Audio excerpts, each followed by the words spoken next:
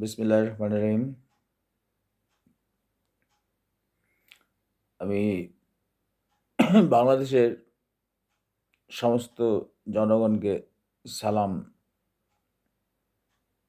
এবং রাজনৈতিক দলগুলোকে এবং বর্তমান সরকার অন্তর্বর্তী সরকারকে সালাম জানিয়ে আমি আমার আলোচনা করছি।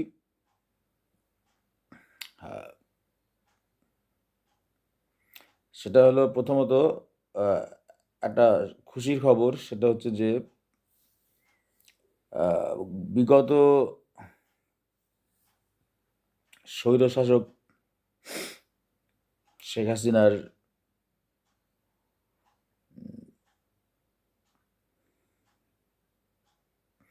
দ্বারা শাসক এই শেখ হাসিনার অত্যাচারে ২১শে আগস্ট গ্রেনেড হামলা মামলায়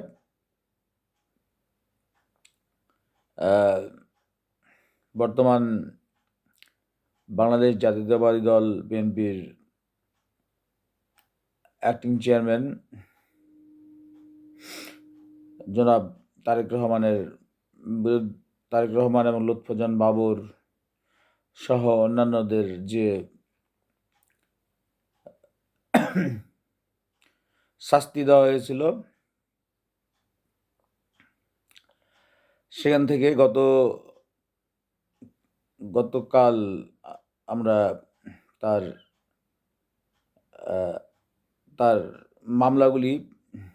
সেই মামলাগুলি তার খারিজ হয়ে যায়, বাতিল হয়ে যায়। এই জন্য আমরা বাংলাদেশের জনগণ খুশি, সবাই খুশি। কারণ এতে আইনের শাসন প্রতিষ্ঠিত হয়েছে আমরা মনে করি, এবং বিচার বিভাগ তার স্বাধীন মতো তার আইন প্রয়োগ করতে পারছে বলে মনে করি। এই জন্য বিচার বিভাগকে আমরা সে যে তার নিরপেক্ষতা বজায় রেখে যে আইন রায়টা দিতে পারছে, এই জন্য আমরা সবাই আনন্দিত। এই একটা বিষয়। আর পরবর্তী আরেকটা বিষয় আলাপ করব, সেটা হচ্ছে যে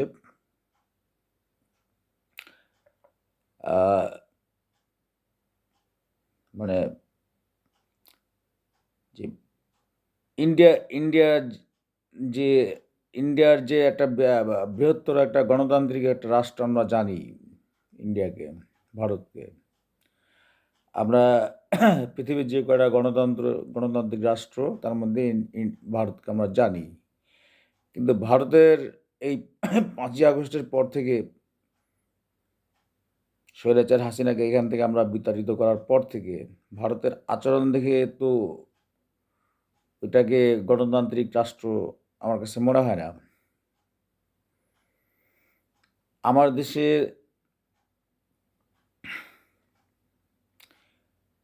বর্তমান অবস্থা শুধু অর্থনীতি কিছুটা একটু খারাপ অবস্থা বাজার হাটের বিষয়ে।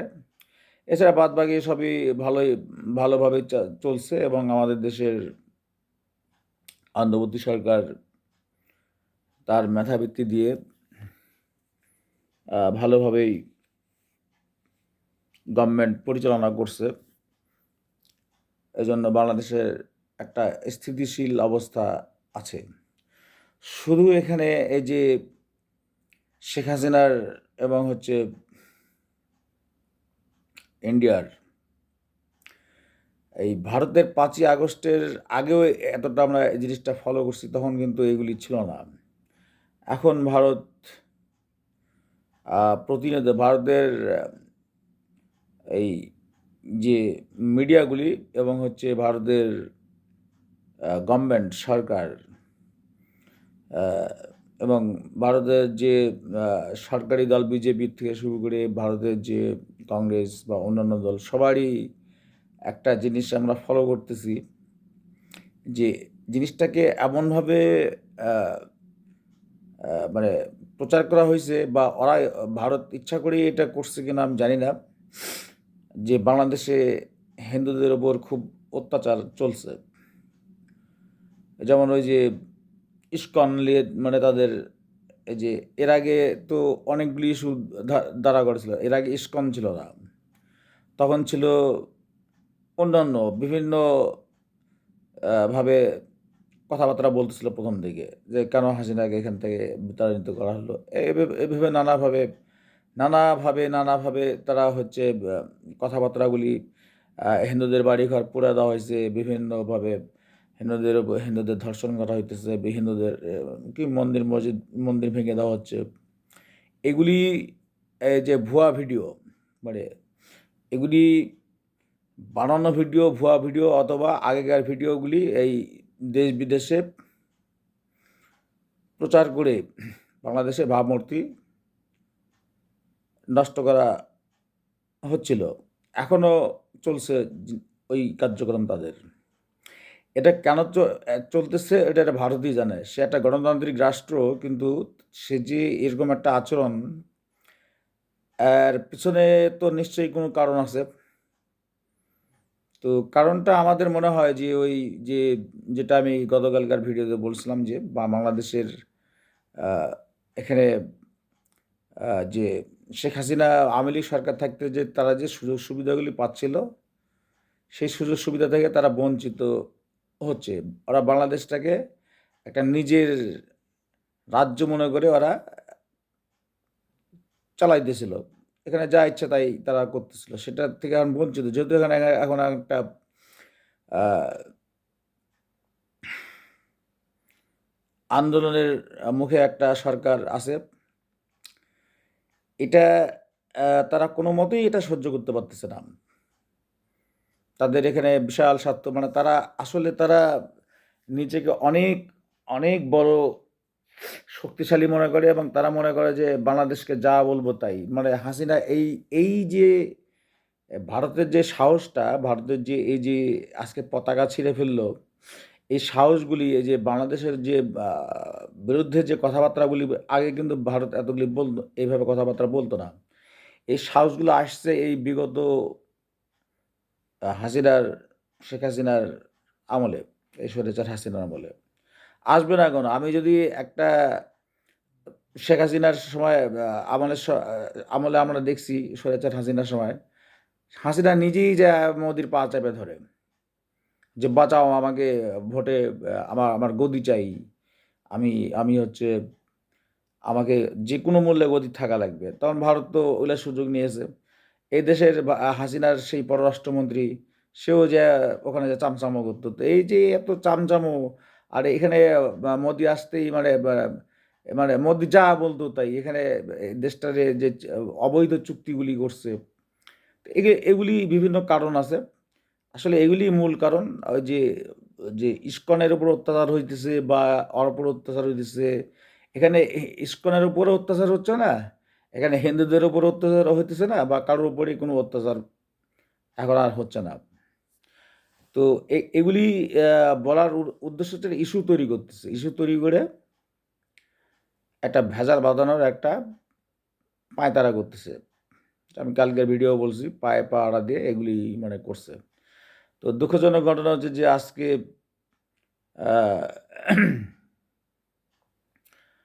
আগরতলা যে বাংলাদেশ সহকারী হাই কমিশনারের কার্যালয়ে একটা আহ, উম, আহ, আহ, একটা দূতাবাসে ঢোকার আগে ও সেই দূতাবাসকে সংরক্ষণ করবে এবং দেখে রাখবে সেই দেশের সরকার। তো এবং ওখানে দূতাবাসে ঢুকতে হলে সরকারকেও পারমিশন নিয়ে ঢুকতে হয়। ওই দূতাবাসটা আহ, যে দেশে থাকুক, যে দেশের দূতাবাস, সেই সেই দেশের দূতাবাসের ওইটুকুন জায়গাটা তাদের বলে বিবেচিত হয় সংবিধান অনুযায়ী। কিন্তু আমরা কি দেখলাম আজকে? দেখলাম যে ওরা বলছে যে উগ্রবাদী হিন্দুরা ওইখানে একটা পর্যায়ে হট্টগোল করতে করতে ভিতরে যে বাংলাদেশের জাতীয় পতাকা নিয়ে ছিঁড়ে ফেলে আগুন টাগুন ধরে দিয়ে একটা বিতিকিচ্ছি অবস্থা করছে। তো এটা এটা কোনো একটা গণতান্ত্রিক রাষ্ট্রের একটা কাজ হতে পারে না। পৃথিবীর কোনো গণতান্ত্রিক রাষ্ট্রের এই কাজটা হতে পারে না।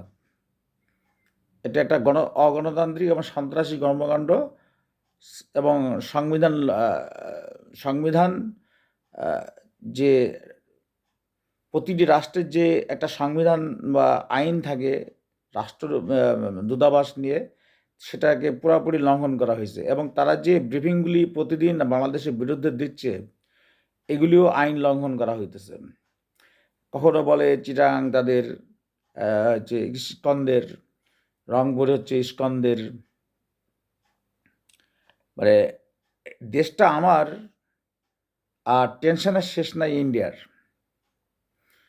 দেশটা আমাদের বাংলাদেশ, আমাদের মাতৃভূমি, আর দুশ্চিন্তার শেষ নাই হচ্ছে ভারতের। ওরা ঘুম হারাম করে সারাদিন এগুলো নিয়ে পড়ে আছে। এবং মমতা বন্দ্যোপাধ্যায় যে মমতা ব্যানার্জি যে হচ্ছে পশ্চিমবাংলার মুখ্যমন্ত্রী, সে পর্যন্ত বলে যে বাংলাদেশে জাতিসংঘ মিশন পাঠানো দরকার। এটা কি বাংলাদেশে কি কোনো যুদ্ধ হচ্ছে, নাকি বাংলাদেশের লোক হিন্দুদেরকে সব মেরে ফেলে দেওয়া হচ্ছে এখানে, নাকি এখানে গৃহযুদ্ধ চলতেছে, নাকি এখানে কি হইতেছে? তো আমি আমি বুঝি না তারা এই ধরনের মন্তব্য কেন করছে। এই মন্তব্য করার পিছনে তাদের কোনো দূর অভিসন্ধি থাকতে পারে। শুধু ইস্কন বা ওই যে হিন্দুদেরকে বাঁচাও বা বাঁচানোর জন্য এ ধরনের না। কারণ যখন আওয়ামী লীগ সরকার ছিল তখনও তো এখানে হিন্দুরা অত্যাচারিত হয়েছে, বিশ্বজিৎ মারা গেছে, অনেকে মারা গেছে। তখন কিন্তু ভারতের এ ধরনের মন্তব্য করে নাই, কিন্তু এখন তারা এগুলি করছে। ওদের খারাপ কোনো উদ্দেশ্য থাকলেও থাকতে পারে। তো আমরা তো এই যে আমাদের যে জাতীয় পতাকা, আমাদের একটা সার্বভৌম দেশের যে জাতীয় পতাকা যে এদের ছিঁড়ে ফেলে দিয়ে কেন্দ্রীয় সরকার একটা ব্রিফিং দিয়ে দিল যে এটা একটা এটা সাডেনলি একটা ঘটনা ঘটে গেছে আর কি। তো হঠাৎ একটা ঘটনা ঘটে গেছে বলে তোমরা মাপ পেয়ে গেলে, এটা তো আসলে হয় না এভাবে। তো আমরা একটা হাসিনা ১৫ বছর যে স্বৈরাচার হাসিনা যে বাংলাদেশটাকে নষ্ট করে দিয়ে গেছে, এই নষ্ট বাংলাদেশকে আমাদের তৈরি করতে হচ্ছে। তৈরি করতে বর্তমান সরকারকেও সময় লাগতেছে। এমনকি আমাদের ২০ কোটি মানুষ, ১৮-২০ কোটি মানুষকেও ধৈর্য ধরতে হচ্ছে। সময় লাগতেছে, তাদেরকে সময় দিতে হচ্ছে, আমাদেরকেও শালীনতা বজায় রেখে চলতে হচ্ছে। আর সামনে যেহেতু আমাদের একটা নির্বাচন,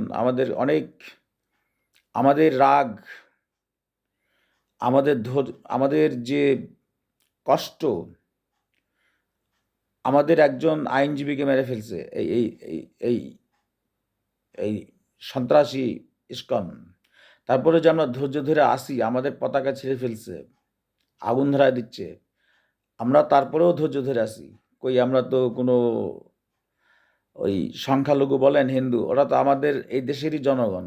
হিন্দু হোক আর যে দেশের হোক, সরি, যিনি হিন্দু হোক আর খ্রিস্টান হোক আর যে হোক, তারা এই দেশের, যারা এই দেশে জন্মগ্রহণ করছে, তারা তো এই দেশের নাগরিক। তো তাদের দেখভাল করার দায়িত্ব তো আমাদেরই। আমাদের গভর্নমেন্ট তো সেটা দেখভাল করে, এবং এদেশের জনগণও দেখভাল করে। সেটা তো আমরা এই বিগত আমার জন্মের আগে থেকে এটা দেখে আসতেছি যে এখানে হিন্দু মুসলিম সব ভাই ভাই একইভাবে মিলেমিশে থাকে। একজন একজনের বাসায় যায়, একজন আরেক উৎসবে যায়, এভাবেই তো চলতেছে। কিন্তু এটা নিয়ে এত বাড়াবাড়ি কি জন্য আমি বুঝি না। যদি চিন্ময় দাস যদি অন্যায় করে থাকে, সে চিন্ময় দাস হোক, কই আমাদের দেশে যে এই যে আমাদের মুসলিম যে যারা একটু বেশি কথাবার্তা বলতো মুসলমানদের ভিতর, আমাদের যারা আমরা বলি যে মৌলবি বলি, বা হচ্ছে যারা এই যে ওয়াজ মাহফিল করে। তাদের ভিতর থেকেও তো আহ, গত সরকারের সময় অনেককে বন্দি করছে, অনেককে হচ্ছে কারাগারে বছরের পর বছর রেখে দিয়েছিল, অনেকে মেরে ফেলছে, অনেককে দেশ থেকে বিতাড়িত করছে। তো তারা কি এদেশে জঙ্গিবাদী করছে, না এদেশের হিন্দুদের মারছে, না কি করছে, নাকি দেশে অশান্তি করছে? ওরা তো কিছু করছিল না এদেশে। ওরা ওরা ওদের মতো করে ওরা ওদের আহ, ধর্মের কথাগুলি বলতো। তো তাহলে তখন তো ভারত তো বলে নাই যে বা বাংলাদেশের যে এরকম একটা মানে এই বাংলাদেশের হুজুরদের বা বাংলাদেশের মুসলমানদের যে ধর্মগুরু বা ধর্মীয় নেতা, তাদের কেন ফাঁসি দেওয়া হচ্ছে, তাদের কেন মারা হচ্ছে, তাদের কেন জেলখানা, এইগুলি তো প্রতিবাদ দেখি নেই। তো ভারতের এখন কেন লাগলো হচ্ছে এই হিন্দুদের? আমরা তো ইচ্ছা করে হিন্দুদের তো আটকাচ্ছি না। আমরা তো ওই দোষে তো আমাদের ওই যে চিন্ময়কে আমরা আটকানো হয়নি। চিন্ময় অন্যায় করছে, সে শিশু ধর্ষণকারী, সে শিশু ধর্ষণকারী তাদেরই হচ্ছে লোকজন বলছে সে তাকে তারা বহিষ্কার করছে দল থেকে। সত্যি মিথ্যা জানি না, এটা নাটকও হতে পারে। যে ওরা যে বহিষ্কার করছে এই কথাটা বলতেছে আর বাঁচার জন্য হয়তো বলতেছে যে বহিষ্কার করা হয়েছে। তো সে অন্যায় করছে, অন্যায় তো অবশ্যই করছে, দেশে বিশৃঙ্খলা করছে নির্বাচনের আগে, তাকে আটক করছে। সেটা সেটা আইন তাকে তাকে আটক করছে। আইনের মাধ্যম দিয়ে সে নির্দোষ হলে সে খালাস হবে, আর নির্দোষ না হলে তার যেটা শাস্তি সে পাবে। কিন্তু এগুলি আসলে কোনো কথা না। এরা আজকে চিন্ময়ের কথা বলতেছে, কিন্তু আজ 2 মাস আগেও আমি দেখেছি যে অন্যান্য বিষয় নিয়ে ভারত এই পেঁচাল পেরিয়ে যেতেছে। আবার কি বলছে না বলছে মানে তারা অল টাইম ওরা খাওয়া দাওয়া বাদ দিয়ে সারাটা দিন এই বাংলাদেশকে নিয়ে পড়ে আছে। যে পারতপক্ষে যে বাংলাদেশ মানে বাংলাদেশ ওদের একটা একটা টেনশনের একটা বিষয় হয়ে গেছে যে বাংলাদেশ মনে হয় কি না কি করে ফেললো। কই বাংলাদেশ কি করছে? বাংলাদেশ কি তোমাদের টাকা লুটপাট করছে? বাংলাদেশ তোমাদের দেশে যায় কি মানে ওই জঙ্গিবাদী করছে? বাংলাদেশের লোকজন ইয়ে করছে? বাংলাদেশ তখন একটা উদার একটা ডেমোক্রেসি, বর্তমানে এই সরকারের আমলে একটা উদার ডেমোক্রেসি চলতেছে। এখানে তো ওইগুলো হইতেছে না। বরং শেখ হাসিনার আমলে এই দেশে যতটা অন্যায় হয়েছে, একটার পর একটা, ছেলে নাই, পুরুষ নাই, মহিলা নাই, গরিব নাই, ধনী নাই, যাকে ইচ্ছা তাকে সে মেরে ফেলছে, যাকে ইচ্ছা তাকে হচ্ছে খুন করছে, যখন ইচ্ছা তখন ইচ্ছে টাকা। এই যে প্রতি বছর এই শেখ হাসিনা 16 লাখ বিলিয়ন ডলার বাংলাদেশ থেকে পাচার করছে। এটা তো গেল একটা ব্যাংকিং খাতের কথা বলা হইতেছে। এছাড়াও এই যে বাংলাদেশের যে এই যে অবকাঠামোগুলি হয়, এখান থেকে প্রতিটা অবকাঠামোর থেকে 40% টাকা এই দেশ থেকে পাচার করে ফেলছে। এই দেশ থেকে আইসিডি থেকে টাকা নিয়ে চলে গেছে, লক্ষ লক্ষ কোটি টাকা। ব্যাংক সবচেয়ে বেশি টাকা মারছে হচ্ছে ব্যাংক খাত থেকে। তো তখন তো ইন্ডিয়ারা কিছু বলেনি, চুপচাপ থাকছে। তো এগুলো তো অধৈর্য একটা মানে আমাদের আজকে যে বাংলাদেশের লোকগুলো যে আজকে যে কষ্টে আছে, কষ্টে কিন্তু ওই দিক দিয়ে নেই। বাংলাদেশের লোক সুখী, বাংলাদেশের লোক প্রতিটা লোকই সুখী। এখানে শুধু একটাই সমস্যা, ওই যে হাসিনা যে এখানে কয়েকটা সমস্যা তৈরি করে দিয়ে গেছে, যেমন আমাদের অর্থনীতিগুলি সব নিয়ে চলে গেছে এখান থেকে, একটা সমস্যা। আর বাংলাদেশের মানুষের মাইন্ডসেট, বাংলাদেশের এই যে পুলিশ বাহিনী, তারপর হচ্ছে এই যে আমাদের যে বর্ডার গার্ড, এদেরকে যে নষ্ট করে দিয়ে গেছে। তারপর বাংলাদেশের প্রত্যেকটা অফিস আদালতে দুর্নীতি ঢুকায় দিয়ে গেছে। বাংলাদেশের অর্থাৎ সিস্টেমটা কি, গণতান্ত্রিক সিস্টেমটা কি নষ্ট করে দিয়ে গেছে হাসিনা। এটাকে ঠিক করতে আমাদের বিশাল বেগ পাইতে হইতেছে বর্তমান সরকারকে, এবং পরবর্তী যে সরকার আসবে তাকেও হচ্ছে বেগ পাইতে হবে। আমরা একটা উদার পৃথিবীবাসীকে আমরা বলি যে আমরা আমরা একটা উদার বাংলাদেশ, উদার গণতান্ত্রিক বাংলাদেশের পথে আমরা হাঁটছি এবং এটা করবো ইনশাল্লাহ। তো আহ, এই যে ভারত যে আমাদের পেছনে লাগিয়েছে, অন্য কোনো রাষ্ট্র এভাবে আমাদের পেছনে এভাবে লাগে নাই। আজকে আমাদের দেশের পৃথিবীবাসী আপনাদের সবাইকে জানাই যে আমাদের দেশের জাতীয় পতাকা, একটা স্বাধীন দেশের জাতীয় পতাকা ছিঁড়ে ফেলছে অযথাই, অন্যায়ভাবে। আপনাদেরকে আমরা ইনভাইট করি, আপনারা এখানে এসে দেখে যান। বাংলাদেশে এসে আপনারা, আমি ওই আমেরিকার আমেরিকার যারা নীতি নির্ধারক আছে তাদেরকেও বলি, ওই ইউরোপের যারা আছে বা অন্যান্য আরও যারা পৃথিবীর যে অন্যান্য রাষ্ট্রগুলি আছে, যারা মানবাধিকার আছে, তারা দেখে যান যে বাংলাদেশে আমরা কোন হিন্দু লোকটাকে আমরা মারলাম, কোন হিন্দু মহিলাটাকে ধর্ষণ করলাম, কোন হচ্ছে তাদের ব্যবসা বাণিজ্য কোন জায়গাটা আমরা হচ্ছে তাদের ক্ষতি করছি, কোন জায়গা তাদেরকে আমরা ডিস্টার্ব করছি, তাদেরকে আমি তো এটা দেখি না। আইনগতভাবে যেটা হয়েছে, আইনগতভাবে যদি আমাদের যারা যে যারা ইসলাম প্রচার করে তারাও যদি অন্যায় করছে, তাদেরকেও তো জেলে ভরা হয়েছে না? যুগের পর যুগ তারা জেলের মধ্যে থাকছে। তো আইনগতভাবে যদি চিন্ময় অন্যায় করে থাকে, তার শাস্তি বাংলাদেশের নিজস্ব একটা বিষয়, নিজস্ব ব্যাপার। তো ভারতের অবস্থা দেখে মনে হচ্ছে যে এটা বাংলাদেশ তো এটা আলাদা কোনো দেশ না, ভারতেরই একটা কোনো একটা মানে এটা একটা ঘর, এটা একটা বাড়ি, ভারতের একটা বাড়ি। এ বাড়ির মধ্যে হচ্ছে মানে কি জানি একটা হয়ে যাইতেছে, ওরা সারাটা দিন দিয়ে এইভাবে মানে এলোমেলো একটা কাজ করে যাচ্ছেই। তো আমি ভারতবাসীকে বলি এবং ভারতবাসীকে বলি যে আপনারা যে কাজটা করছেন, এই যে সহকারী হাইকমিশনারের যে আগরতলায় যে আমাদের জাতীয় পতাকা আমাদের মা ছিঁড়ে ফেলছেন, আগুন দিয়েছেন, আমরা কিন্তু ধৈর্য ধরে আছি, ধৈর্য ধরে আমরা থাকবো। সামনে আমাদের অনেক দূর যেতে হবে, আমাদের নির্বাচন করতে হবে। বাংলাদেশটাকে এই যে টাকাগুলি লুটপাট করছে, আমাদের সিস্টেমগুলি নষ্ট করে দিয়ে গেছে, এগুলি আমাদের গড়তে হবে, আমাদের সময়ের প্রয়োজন।